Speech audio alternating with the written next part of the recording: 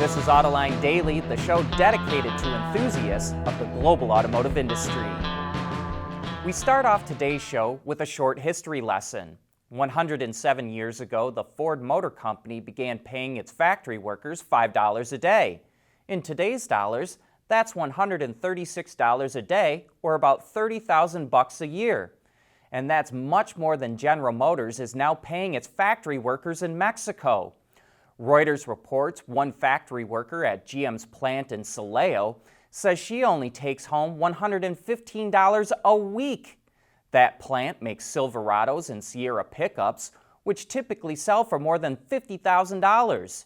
Unions in Mexico are notoriously deferential to company management, but the new USMCA trade agreement puts teeth into collective bargaining, and workers in the Silao plant are voting today whether or not to get rid of their union and put a new one in place. One of the goals of the USMCA agreement is to raise wages in Mexico so American companies don't move so many jobs south of the border.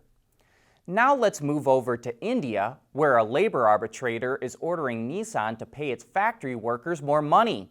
Nissan only pays them about $471 a month. That's only $5,600 a year. The workers are demanding that Nissan raise their pay by 93%. We estimate that would raise Nissan's labor costs to about $38 million a year.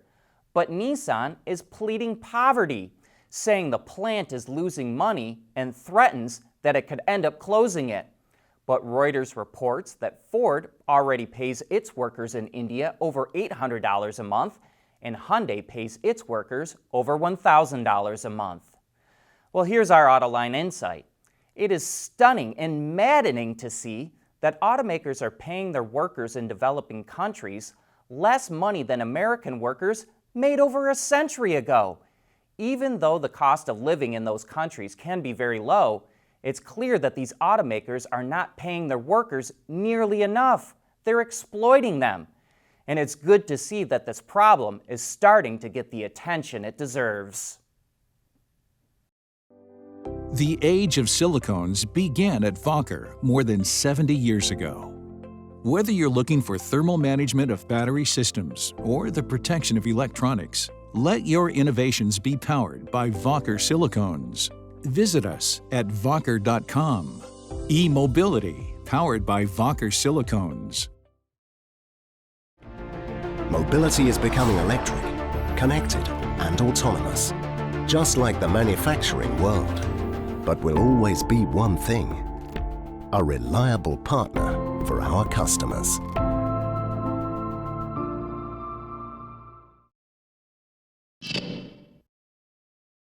FCA is being punished for its role in the UAW corruption scandal. A federal judge ruled the automaker must pay $30 million for $3.5 million in bribes it gave to UAW leaders in order to secure more favorable labor contracts. FCA, which is now part of Stellantis, must pay the fine within the next 30 days. The money will go to the U.S. Treasury General Fund, but the automaker doesn't have to pay any restitution to union members.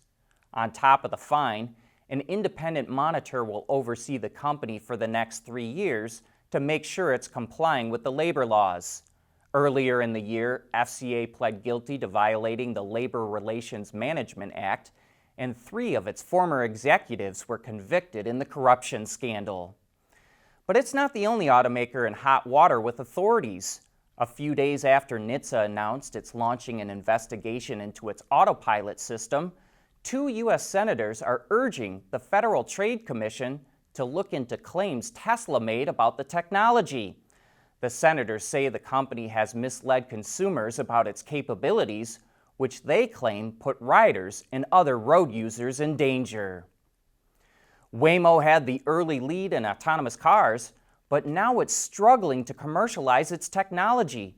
Worse, the chief executive officer, chief financial officer, and the heads of trucking, manufacturing, and automotive partnerships all quit the company.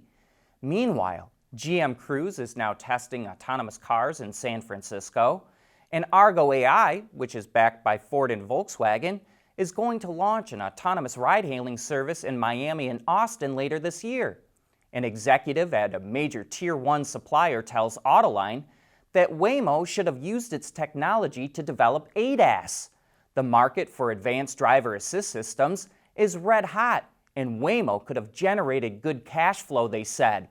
Instead, Waymo insisted it would only develop Level 4 and 5 tech and missed out on the ADAS market. And now it's in danger of losing its lead in autonomous technology. Chinese tech giant Baidu is making progress with autonomous technology and just revealed its first Robocar. The wild, futuristic vehicle has no steering wheel or pedals and is equipped with Level 5 autonomous technology. It has voice and facial recognition capabilities, and it can self-learn many tasks.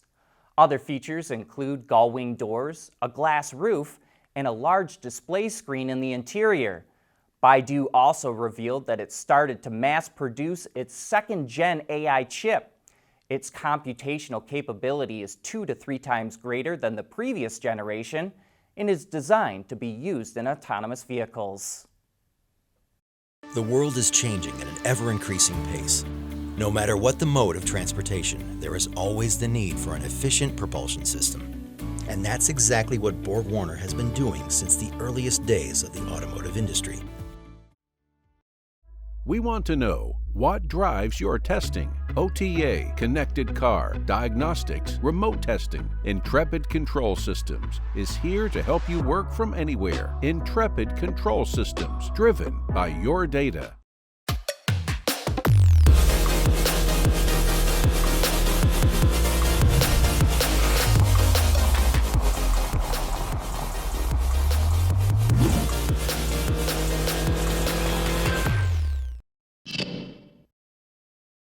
With an average transaction price of over $91,000, the Lincoln Navigator is an extremely important profit generator for the company, and it just got a refresh. Now you're not going to look at this and say, wow, it looks all new. But there are subtle tweaks to the grille, front fascia, projector headlamps, and 3D rear taillights. The interior also comes in new design themes, as well as getting a larger 13.2-inch floating center screen, reimagined head-up display, and even a small digital screen that second-row passengers can use to adjust the climate and audio settings. The last thing we're going to highlight is Active Glide, which is Lincoln's name for Blue Cruise, the company's hands-free driving technology. The new Navigator will start arriving in dealerships early next year. The Performance S versions of the Audi e-tron and e-tron Sportback are coming to the U.S. this fall. They feature 2 motors on the rear axle instead of 1, which combines with the motor on the front axle for 429 horsepower and nearly 600 pound-feet of torque. Audi USA didn't reveal 0 to 60 time, but the European versions do 0 to 100 kilometers an hour in 5.1 seconds. There's also a boost mode that allows drivers to tap into full power of 496 horsepower and 718 pound-feet of torque for up to 8 seconds. It drops 0 to 60 time to 4.3 seconds. Compare that to the standard version of the e-tron, and we'd say you could call these true performance versions, not posers in performance clothing. And range is not taking a huge hit from the same 95 kilowatt-hour battery pack. The EPA estimates 208 miles for the SUV and 212 miles for the Sportback S. Other performance add-ons include a nearly 2-inch wider track, upgraded 6-piston front calipers, and standard adaptive air suspension. Price reflects all the extras. The SUV starts at nearly $86,000 including destination, while the Sportback S starts at over $88,000. And that's $19,000 more than the base SUV and $18,000 more than the base Sportback. In other performance car news, Nissan revealed the US Spec version of the all-new Z car. Under the hood is a 3-liter twin-turbo V6 engine that makes 400 horsepower and 350 pound-feet of torque, which is 68 horsepower and 30% more torque than the 370Z. It's mated to either a 6-speed manual or optional 9-speed automatic. With the extra power, body rigidity was enhanced, new monotube shocks with larger diameter were added to the front and rear, the geometry of the front double wishbone suspension was tweaked, and a limited slip differential is optional. Add it all together and tack on wider front tires, and the new Z-Car increased cornering performance by 13%. That's likely one of the reasons Nissan says the interior was designed to fit the driver and passenger like a glove. The seats appear to have nice side bolstering, which comes in body color as well. And that same accent can also carry over into the dash, doors, and center console. The interior is finished off by digital display screens for the instrument cluster and infotainment, and 3 analog gauges mounted high on the dash, a nod to previous Z-Cars. The new model will start hitting Nissan's US dealers in the spring of next year. But that brings us to the end of today's show. Thanks for watching.